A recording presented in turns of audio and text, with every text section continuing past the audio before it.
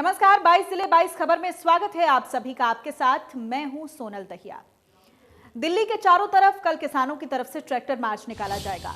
हरियाणा के भी कई जिलों में सैकड़ों ट्रैक्टर दिल्ली के लिए रवाना हो चुके हैं। दिल्ली से पहले करनाल अनाज मंडी में ट्रैक्टर रैली का आयोजन किया गया। ये तस्वीरें आप देख रहे हैं करनाल से। करनाल में किसानों की ट्रैक्टर ट्रैली शुरू हो गई है और किसानों की जो मांगे हैं 3 कानूनों के खिलाफ, उसको लेकर के आज हजारों ट्रैक्टर रैली में आए हैं यहाँ पर और सभी किसान एक ही मांग करके शहर भर में रैली निकाल रहे हैं। आप देख रहे हैं कि ट्रैक्टर ट्रैली यहाँ पर जा रहे हैं, हजारों की तादाद में ट्रैक्टर यहाँ से निकल रहे हैं और सभी एक ही मांग है कि सभी किसानों सरकार की खिलाफ नारेबाजी करते जा रहे हैं और शहर भर में यह रैली निकाली जा रही है। फिलहाल करनाल में हजारों की संख्या में किसानों ने ट्रैक्टर रैली निकाली है और तीनों कानूनों के खिलाफ यह आज किसानों ने करनाल से आर पार की लड़ाई शुरू की है। करनाल से केसी आर्या, इंडिया न्यूज़। और वहीं केंद्र सरकार द्वारा पारित 3 कृषि कानूनों की वापसी की मांग को लेकर लगातार देश भर का किसान दिल्ली की सीमाओं पर पिछले 42 दिन से डटा हुआ है और कल देश भर के किसानों ने केजीपी पर ट्रैक्टर रैली का आह्वान किया है, जिसके चलते सोनीपत के एसपी जशनदीप सिंह रंधावा ने एक हाई लेवल मीटिंग भी की है अधिकारियों के साथ और अधिकारियों को रूट डाइवर्ट करने के दिशा निर्देश दिए हैं। भारी वाहनों को करनाल और पानीपत से डाइवर्ट किया जाएगा तो हल्के वाहनों को सोनीपत के गन्नौर, मुरथल और बालगढ़ से सोनीपत के रास्ते दिल्ली डाइवर्ट किया जाएगा।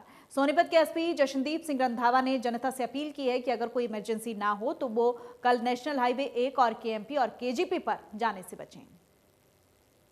7 तारीख को कल जो संयुक्त किसान मोर्चा है उनके द्वारा ट्रैक्टर रैली निकालने की कॉल दी गई है और इसको मद्देनज़र रखते हुए हमने, ताकि आमजन को किसी प्रकार से इनकन्वीनियंस ना हो, इसलिए हमने ट्रैफिक डाइवर्जन्स प्लान की हैं।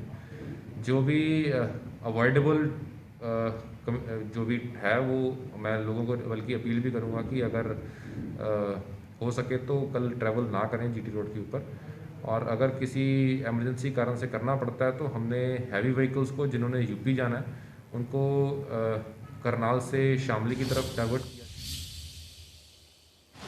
और वहीं चरखी दादरी और भिवानी मार्ग के कितलाना टोल पर किसानों का धरना प्रदर्शन लगातार जारी है। किसानों ने पिछले 13 दिन से टोल फ्री करवा दिए हैं। चरखी दादरी भिवानी मार्ग पर गांव कितलाना के पास टोल पर लगातार किसानों का धरना जारी है। टोल को हालांकि फ्री किया गया, 13 दिन हो चुके हैं, 14वां दिन है और इस बीच आप देख पाएंगे एक तरफ धरना चल रहा है, दूसरी तरफ टोल फ्री है। वाहन बिना टोल अदा किए यहाँ से गुजर रहे हैं। आप देख पाएंगे तस्वीरों में किस तरह से तमाम जो है यहाँ पर, चाहे कर्मचारी संगठनों की बात करें, जन संगठनों की बात करें, किसान संगठनों की बात करें, भारतीय किसान यूनियन के बैनर तले, किसान संघर्ष समिति के बैनर तले, संयुक्त किसान मोर्चा के बैनर तले तमाम किसान यहाँ पर धरना प्रदर्शन किए हुए हैं। टोल को पूरी तरह से फ्री किया गया है। किसानों ने साफ तौर पर कहा है कि जब तक उनकी मांगें नहीं मानी जाती हैं, जब तक पूरी तरह से तीनों कृषि कानूनों को रद्द नहीं किया जाता है, तब तक धरना इसी तरह से जारी रहेगा। हालांकि ऐलान भी किया गया है कि यहाँ से जो है परेड में शामिल होने के लिए भी ट्रैक्टर मार्च भी ये किसान निकालने के लिए जाएंगे और पूरी तरह से तमाम तैयारियां पूरी कर ली गई हैं। बॉर्डर पर जाएंगे, चाहे टिकरी बॉर्डर की बात करें, सिंगू बॉर्डर की बात करें, कि किसान यहाँ से कुछ भी करेंगे। किसानों ने 2 टूक शब्दों में कहा है कि सरकार जो है इस मामले को गंभीरता से ले, वरना किसान जो है अब झुकने वाले नहीं हैं। चरखी दादरी से सहयोगी अनिल लहरी व वीडियो जर्नलिस्ट सुमित अवस्थी के साथ रवि जांगड़ा, इंडिया न्यूज़, हरियाणा। और अब बात करेंगे फतेहाबाद की, जहां पहुंचे भारतीय किसान यूनियन के प्रदेश अध्यक्ष गुरनाम सिंह चढ़ूनी ने कहा है कि 26 जनवरी के ट्रैक्टर मार्च के लिए किसान संगठन पूरी तरह से तैयार हैं। हर गांव से 150 से ज्यादा ट्रैक्टर दिल्ली पहुंच चुके हैं। उन्होंने एक बार फिर से केंद्र की मोदी सरकार से किसानों की बात सुनने की अपील करते हुए कहा है कि धीरे धीरे किसान आंदोलन जन आंदोलन बन गया है। गुरनाम सिंह चढ़ूनी ने आगे कहा कि जब तक किसानों की मांग पूरी नहीं होती है तब तक दिल्ली में किसानों का विरोध प्रदर्शन जारी रहेगा।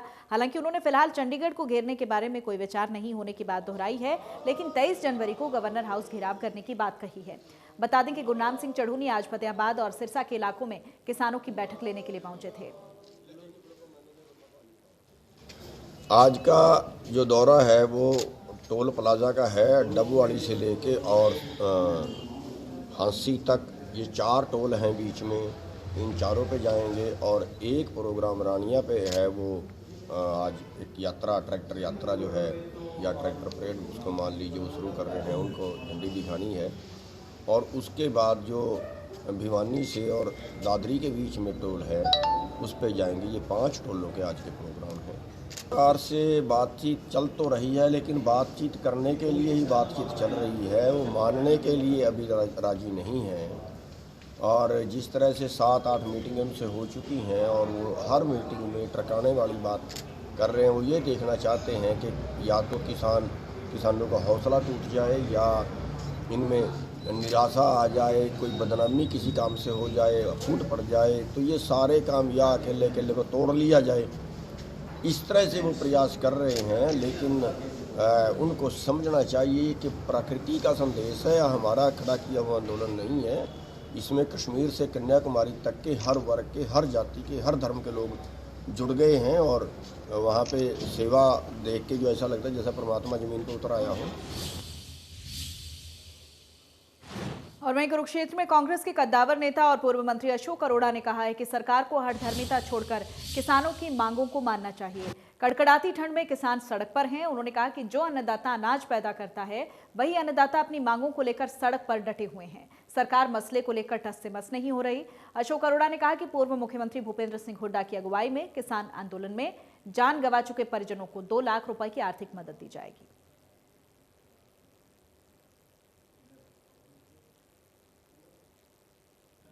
सरकार ने 3 कानून बनाकर जो बिल पास किए, जिससे किसान मजदूर मंडी को कमज़ोर करने का प्रयास किया गया है, उनको वापस लेने की मांग कर रहे हैं। और उसके अंदर लगभग 50 के करीब किसानों ने अपनी शहादत दी है। सरकार को चाहिए कि उनको शहीद का दर्जा दिया जाए, जो लोगों के लिए एक शहीद हुए, कौम के लिए शहीद हुए, किसान को बचाने के लिए शहीद हुए, उनको शहीद का दर्जा दे, उनके परिवार के सदस्यों को रोजगार दे। और मैं सरकार से भी कहूँगा कि सरकार तुरंत उनकी आर्थिक मदद भी करे और उनको शहीद का दर्जा दे, उनके परिवार के लोगों को नौकरी दे। और इसके साथ साथ केंद्र सरकार से हमारी प्रार्थना है कि अब दया करो। इंसान राजा जो होता है, राजा का काम होता है अपनी प्रजा की रक्षा करना। आज राजा ही जब प्रजा को मारने पे तुलाओ तो ऐसे राजा को अच्छा नहीं कहा जाता। इसलिए केंद्र सरकार तुरंत उन किसानों की बात मानते हुए तीनों कानून रद्द करे। और वहीं उत्तर भारत की सबसे बड़ी पोल्ट्री इंडस्ट्री पंचकुला के बरवाला और रायपुर रानी इलाके में है, जहां सैकड़ों पोल्ट्री फार्म्स में 4 लाख से ज्यादा मुर्गियों की मौत हो चुकी है। मुर्गियों की मौत को लेकर अभी तक सस्पेंस बना हुआ है। इसी को लेकर पोल्ट्री फार्म पहुंचे संवाददाता विपिन परमार ने हालात का जायजा लिया। हिमाचल प्रदेश के जिला कांगड़ा में पौंग डैम में प्रवासी पक्षियों में बर्ड फ्लू की पुष्टि के बाद पूरे देश भर में बर्ड फ्लू का हड़कंप मचा हुआ है। एक तरफ देश कोविड की मार झेल रहा है तो दूसरी ओर एक बार फिर से बर्ड फ्लू का कहर जो है वो बढ़ता दिखाई दे रहा है। क्योंकि अगर बात करें कांगड़ा की तो जिला कांगड़ा के पौंग डैम में प्रवासी पक्षियों की मौत हुई, जिसके बाद सैंपल्स कलेक्ट किए गए और उसमें बर्ड फ्लू की पुष्टि हुई है। ऐसे में पूरे देश की सबसे बड़ी पोल्ट्री इंडस्ट्री जो कि पंचकुला के बरवाला और रायपुर रानी में स्थित है, आप देख सकते हैं यहां पर प्रिकॉशनरी स्टेप्स जो हैं वो पोल्ट्री मालिकों की ओर से उठाए गए हैं। क्योंकि आज के दिन की बात करें तो तकरीबन 77 लाख मुर्गियां जो हैं वो अलग अलग पोल्ट्री फार्म में यहां पर मौजूद हैं, जिनमें से 4 लाख मुर्गियों की पिछले कुछ दिनों में संदिग्ध अवस्था में मौत हुई है, जिसके बाद उनके सैंपल्स कलेक्ट किए गए हैं डिपार्टमेंट की ओर से और इन्हें जालंधर की लेबोरेटरी में टेस्टिंग के लिए भेजा गया है, जिसके नतीजे आना अभी बाकी हैं। इसी दौरान पशुपालन विभाग और साथ ही साथ प्रशासन की ओर से एहतियातन तौर पर एडवाइजरीज जारी कर दी गई हैं और साफ तौर पर लोगों को यह हिदायत दी गई है कि अगर आप पोल्ट्री यानी कि चिकन या फिर अंडे का इस्तेमाल करते हैं भोजन में तो उसे अच्छी तरह से तकरीबन 70 डिग्री सेल्सियस के तापमान पर पकाएं। यहां पर अगर बरवाला की बात करें तो ये बरवाला की एक पोल्ट्री फार्म है जहां पर आप देख सकते हैं कि फिलहाल प्रिकॉशनरी स्टेप्स जो हैं वो लिए गए हैं। अंदर अनुमति नहीं दी जा रही है। बायो हजार्ड जो सूट्स रहते हैं उनको पहनकर ही आप अंदर जो है वो जा सकते हैं। ऐसे में जो प्रिकॉशनरी स्टेप्स हैं, चाहे वो सैनिटाइज करने का काम हो पूरे एरिया को, वो किया गया है पोल्ट्री मालिकों की ओर से। प्रिकॉशनरी स्टेप्स जो हैं, जो एहतियातन कदम उठाए जाते हैं उनको उठाया गया है। लेकिन फिलहाल की बात यह है, सबसे बड़ी चिंता का विषय यह है कि पिछले कुछ दिनों में जिस तरह से तकरीबन 4 लाख मुर्गियों की मौत हुई है, उसके बाद से जो सैंपल्स भेजे गए हैं उसकी रिपोर्ट तो अभी आना बाकी है, लेकिन लोगों में थोड़ा डर जो है इस बात को लेकर देखने को मिल रहा है, क्योंकि पहले ही कोविड जो है वो अपनी मार लोगों पर लगातार मार रहा है। ऐसे में अब बर्ड फ्लू का खतरा भी इस इलाके की अगर बात करें, क्योंकि पूरे देश में यहां से पोल्ट्री जो है जो प्रोडक्ट्स हैं वो सप्लाई होते हैं, तो ऐसे में उसका खतरा भी बढ़ता हुआ दिखाई दे रहा है। अब देखना यह होगा कि जब रिपोर्ट आती है तो उसमें क्या तथ्य सामने निकल कर आते हैं। लेकिन फिलहाल की बात यही है कि जो बर्ड फ्लू है वो कांगड़ा जिला में जिस तरह से पाया गया है, उसके बाद से एहतियातन तौर पर कई राज्यों में, देश के कई राज्यों में अलर्ट और इमरजेंसी एडवाइजरीज जो है उन्हें जारी कर दिया गया है। कैमरा पर्सन शशांक के साथ विपिन परमार, इंडिया न्यूज, बरवाला, पंचकुला। और 7 राज्यों में बर्ड फ्लू के मामले सामने आने के बाद हरियाणा में भी सरकार ने अलर्ट जारी कर दिया है। बर्ड फ्लू को लेकर काफ़ी रिपोर्टिंग हो रही है, जिसमें जो बरवाला एरिया के जो पोल्ट्री फार्म है वहाँ 4 लाख के करीब जो है पक्षी वो मर भी चुके हैं। और इसके अलावा सरकार ने भी एडवाइजरी जारी की है कि को बिल्कुल एहतियात रखा जाए और किसी भी तरह की कोई असावधानी ना बरती जाए जिससे आगे किसी तरह का खतरा हो। इसे हम यमुनानगर में पोल्ट्री फार्म में आए हैं, देखते हैं यहाँ किस तरह की स्थिति। सर, आपका नाम? संजय मेहता। संजय जी, मेहता मेहता पोल्ट्री फार्म के नाम। तो ये जो आपका पोल्ट्री फार्म जो होगा, जिस तरह से रिपोर्टिंग हुई है बरवाला वगैरह में, तो यहाँ क्या स्थिति है? यहाँ ठीक है जी, कोई ऐसी दिक्कत वाली बात नहीं है। बरवाला में जो मोर्टेलिटी हुई है वो रानीखेत की वजह से हुई है, और यहाँ पे कोई ऐसी दिक्कत या प्रॉब्लम कोई किसी किस्म की नहीं है। बाकी हम अपना फार्मों पे चूना डाल रहे हैं, दवाइयाँ डाल रहे हैं, विटामिन डाल रहे हैं, किसी किस्म की यहाँ कोई प्रॉब्लम नहीं है, ना कोई मोर्टेलिटी है ना कुछ। तो एहतियात के तौर पर और क्या बरते हैं पक्षी सुरक्षित रहे? यहाँ पे हमारे डॉक्टर टीपी सिंह है जो ये सलाह देते हैं विटामिन वगैरह डालने की, वो डालने की, और चूना डालते हैं, स्प्रे करते हैं। वो पूरा प्रॉपर हम सफाई का पूरा अपने वर्कर हैं उनको भी पूरा ध्यान रख रहे हैं, काम हो रहा है, कोई किसी किस्म की कोई दिक्कत नहीं। तो और वहीं देश के कई राज्यों में बर्ड फ्लू की दस्तक के बाद हरियाणा के अंबाला में अब प्रशासन अलर्ट हो गया है, जिसे लेकर अंबाला में एनिमल हस्बेंड्री विभाग ने 26 टीमें गठित कर दी हैं, जो लगातार पोल्ट्री फार्म और अन्य बर्ड्स की गतिविधियों पर नजर बनाए हुए हैं। अंबाला में अभी तक न तो किसी बर्ड की असामान्य मौत हुई है और न ही किसी बर्ड में फ्लू के लक्षण मिले हैं, लेकिन एहतियातन विभाग की टीमों ने पोल्ट्री फार्म्स में जाकर बर्ड्स की जाँच की है।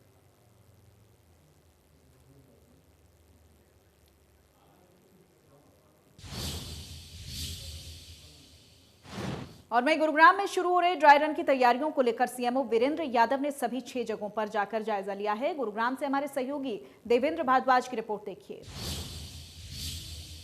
कोरोना वायरस को मात देने के लिए अब वैक्सीन आ चुकी है और वैक्सीन को लेकर ड्राई रन शुरू होना है, जहां गुरुग्राम के इसी सामुदायिक केंद्र में ये ड्राई रन चलाया जाएगा। यहां से उसकी शुरुआत की जाएगी। बाकायदा यहाँ तैयारियां हैं जो वो स्वास्थ्य विभाग की तरफ से लगातार की जा रही हैं।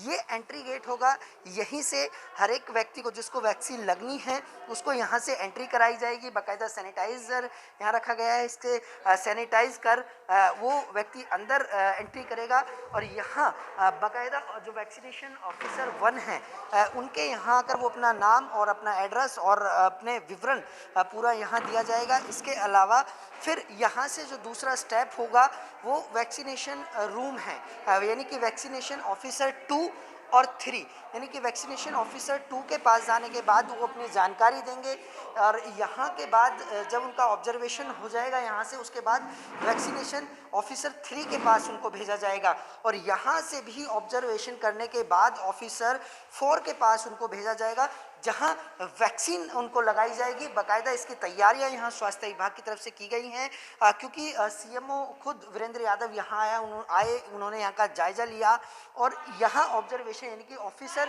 4 यहाँ ऑफिसर 4 यहाँ बैठे हैं, यहाँ उनको वैक्सीनेशन किया जाएगा। सुबह से ही यहाँ वैक्सीनेशन का काम शुरू हो जाएगा, क्योंकि वक्त लगता है और काफ़ी किसी तरह की कोई दिक्कतें ना आए, क्योंकि जिस व्यक्ति को वैक्सीन लगेगी उस व्यक्ति को तमाम पहलुओं के बीच कहीं ना कहीं एहतियात भी बरतना होगा और इसकी भी जानकारी बाकायदा वैक्सीनेशन ऑफिसर्स के मार्फत उन लोगों को दी जाएगी। गुरुग्राम से कैमरामैन जगदीश तोमर के साथ देवेंद्र भारत। और अब बात करते हैं झज्जर की, जहां पर आयुष्मान भारत योजना के तहत जिले में 71,362 लाभार्थी अपना आयुष्मान का कार्ड बनवा चुके हैं, जो कि कुल लाभार्थियों का 39.94% है। आयुष्मान कार्ड बनाने के लिए प्रदेश स्तर पर जिले ने बेहतर काम किए हैं। जिला civil surgeon doctor Sanjay Dahiya ने बताया है कि लाभार्थियों को योजना का ज्यादा से ज्यादा लाभ देने के लिए स्वास्थ्य विभाग की टीम आयुष्मान योजना के लाभार्थियों के कार्ड बनाने में जुटी हुई है। उन्होंने जिले के लोगों से अपील भी की है कि वो अपना आयुष्मान कार्ड जरूर बनवाएं।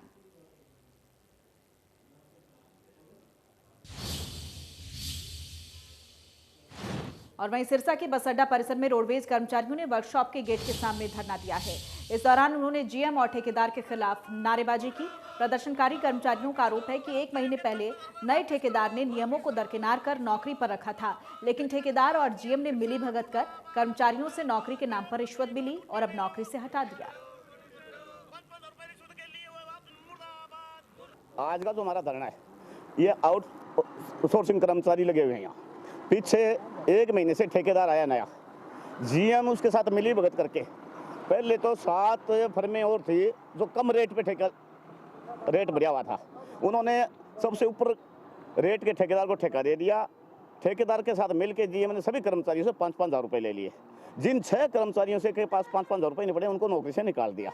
हमने नोटिस दिया था जीएम साहब को भी टाइम रहते तो इन 6 कर्मचारियों को नौकरी पर ले ले, और जो रिश्वत का 5-5 हज़ार रुपये लिए ठेकेदार ने। और वहीं 1 करोड़ के घूसकांड मामले में एक तरफ जहां विजिलेंस के अधिकारी लगातार जांच कर रहे हैं, तो वहीं अब सियासत भी तेज हो चली है। 1 करोड़ के घूसकांड के मामले में अब 1 करोड़ के घूसकांड के मामले में जहां एक तरफ विजिलेंस के अधिकारी लगातार जांच कर रहे हैं, तो वहीं अब सियासत भी तेज हो गई है। कांग्रेस विधायक नीरज शर्मा की तरफ से मुख्यमंत्री को पत्र लिखा है और बाकायदा 4 मांगों को उसमें जिक्र किया गया है, और उनमें सबसे बड़ी मांग ये है कि इस मामले की सीबीआई जांच कराई जाए। जिस तरह से इतना बड़ा घूसखोरी का मामला है, नीरज शर्मा का कहना है कि अगर इस तरह से रंगदारी पुलिस के अधिकारियों द्वारा मांगी जाती है तो हरियाणा में निवेश नहीं होगा। और इन तमाम चीज़ों के बीच में जहां मुख्यमंत्री को पत्र लिखा है, तो वहीं हम फिलहाल खड़े हैं राज्य चौकसी ब्यूरो फरीदाबाद के कार्यालय पर। इस कार्यालय पर अगर बात करें तो ये जो सामने दरवाज़ा है, इसके अंदर लगातार जो अधिकारी हैं वो पूछताछ कुछ लोगों से कर रहे हैं, और कुछ लोगों को बुलाया गया है, गवाह हैं उसमें कुछ, और हो सकता है कि उसके अलावा बाकी जो तमाम जो जानकारी जुटाने को लेकर बाकी और लोगों को भी यहाँ बुलाया गया, और इस दरवाजे के अंदर, बंद दरवाजे के अंदर उनसे बातचीत की जा रही है और उनके बयान भी रिकॉर्ड दर्ज कराए जा रहे हैं। इसके साथ साथ में हम बता दें आपको कि हेड कांस्टेबल को रंगे हाथ 5 लाख के रिश्वत लेते हुए गिरफ्तार किया था, लेकिन इसके साथ साथ में जो एसएचओ विशाल, जो मुख्य आरोपी बताया गया है शिकायतकर्ता की तरफ से, वो अभी भी फरार है। हालांकि जांच एजेंसी की तरफ से दावा किया जा रहा है कि उस एसएचओ को जल्द ही गिरफ्तार कर लिया जाएगा। लेकिन इस बीच में देखिए, आप एक बार हम आपको फिर दोबारा दिखा दें कि ये जो गाड़ी खड़ी है, पिछले काफ़ी दिनों से 28 तारीख से ये उसी आरोपी की गाड़ी है, हेड कांस्टेबल अमित की, जिस गाड़ी से वो 5 लाख रुपए की रकम लेने के लिए शिकायतकर्ता के पास पहुंचा था, और ऐसे में विजिलेंस की तरफ से उसको मौके पर ही दबोच लिया था। फरीदाबाद से देवेंद्र कौशिक, इंडिया न्यूज़। और वहीं भिवानी में पूरे दिन धुंध और कोहरा छाया हुआ है। कोहरे की वजह से वाहन चालकों को काफी दिक्कतों का सामना करना पड़ा। को अपनी आगोश में लिए रखा। हालांकि 2 दिन पहले तेज बारिश हुई थी, कहीं हल्की तो कहीं तेज बारिश दर्ज की गई थी, और जनवरी का महीना 2011 के बाद ये 5वां मौका था जब जनवरी के महीने में इस तरह से बारिश हुई है। हालांकि 10 से 20 mm की बारिश को किसानों के लिए लाभदायक माना जाता है, फसलों के लिए कारगर माना जाता है, चाहे गेहूं की फसल की बात करें, चाहे बात सरसों की फसल की करें। लेकिन इस बीच अब शीतलहर का प्रकोप भी लगातार बढ़ने लगा। आज पूरे दिन कोहरा छाया रहा। कोहरे की वजह से वाहनों की रफ्तार मंद देखी गई, धीमी देखी गई, और मौसम वैज्ञानिकों की माने तो आने वाले दिनों में न केवल कोहरा पड़ेगा बल्कि पाला भी जमने के आसार बताए गए हैं। पूरी तरह से अगर बात करें, अगर बारिश तेज़ होती है या पाला पड़ता है तो निश्चित तौर पर फसलों, खासतौर पर सब्जियों फलों के लिए नुकसानदायक साबित होगा। लेकिन अगर कोहरा पड़ता है तो गेहूं व सरसों की फसल के लिए वरदान से कम नहीं है। वीडियो जर्नलिस्ट सुमित अवस्थी के साथ रवि जांगड़ा, इंडिया न्यूज़, हरियाणा। और वहीं नूंह जिला मुख्यालय के पास पल्ला से गुजर रही नहर देर रात बरसात का तेज पानी आने से टूट गई। कॉलोनी में रहने वाले महजर खान ने बताया कि रात को अज्ञात कारणों से नल्हड़ बाईपास के समीप से गुजर रही नहर अचानक से टूट गई। नहर टूटने की वजह से लोगों के घरों में रखा सामान भी खराब हो गया, जिसकी वजह से लोगों में नहर विभाग के प्रति काफी रोष है। लोगों का कहना है कि यदि समय रहते इस नहर को रोक लिया जाता तो लोगों के घरों में अधिक पानी नहीं घुसता और न ही उनका कीमती सामान खराब होता।